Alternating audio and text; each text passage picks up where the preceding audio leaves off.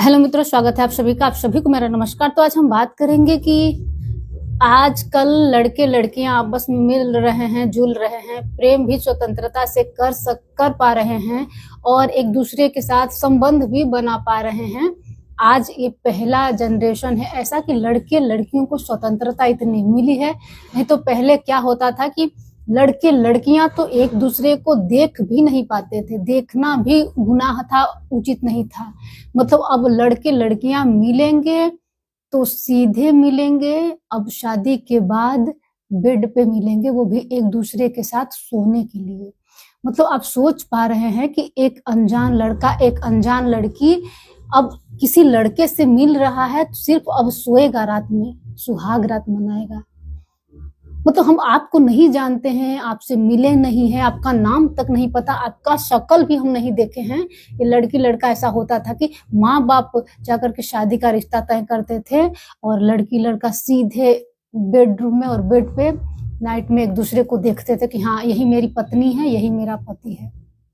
मतलब जानवरों से भी बदतर ये व्यवस्था। जानवर तो इतना स्वतंत्र है, हर चीज सहजता से कर रहा है, जी रहा है, खा रहा है, न प्रकृति के साथ जुड़ा हुआ है, उसको किसी चीज से लड़ना नहीं है, न दिमाग है उसके पास कि मुझे लड़ाई करना है, किसी का विरोध करना है।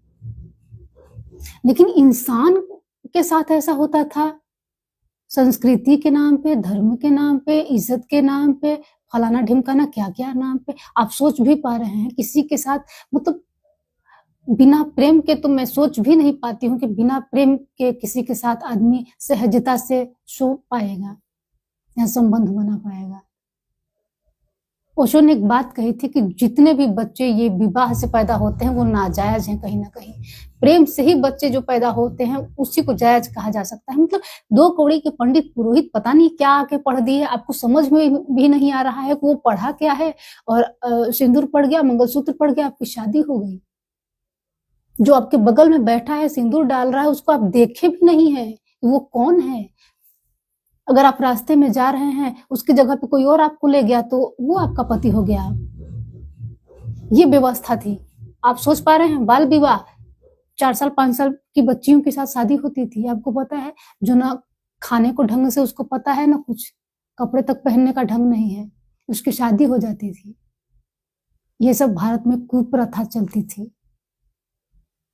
कितना बदतर जीवन था। वही लोग आज जो हैं, आज भी उसी दिमाग के लोग हैं, उसी विचार के जो लोग हैं, उनको ये सब चीजें बुरी लगती है। अगर लड़कियां लड़के स्वतंत्र जी रहे हैं, अपनी मर्जी से रह रहे हैं, अपने मर्जी से प्रेम भी कर रहे हैं, खुलेआम कुछ भी कर सकते हैं, अपने मर्जी से खेल सकते हैं, लिख सकते हैं, पढ़ सकते हैं, गा सकते हैं, नाच सकते हैं, उन लोगों को ये पच नहीं रहा है।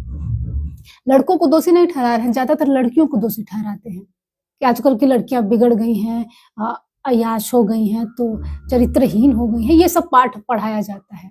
मतलब वो लड़कियां ठीक थी कि ठीक है, 20 साल तक हम तैयार किए लड़की को, 15 साल तक, 10 साल तक, और फिर किसी ऐसे पुरुष के हाथ में दे दिए जिसको वो जानती ही नहीं है। अब जाओ, सो नोचो, खाओ, जो मन है वो करो। अब देखने तक नहीं जाते थे लोग। ये बहुत अच्छी परंपरा थी उनकी दृष्टि में। आग लगाओ ऐसी परंपरा को। आज की नारी हैं, सशक्त हो रही हैं, खुद कमा रही हैं, खुद खर्चे उठा रही हैं। ये सारी स्त्रियों को करना चाहिए। अपने हक के लिए, अपने आजादी के लिए हर किसी को लड़ना चाहिए। तो इतना ही कहेंगे। धन्यवाद।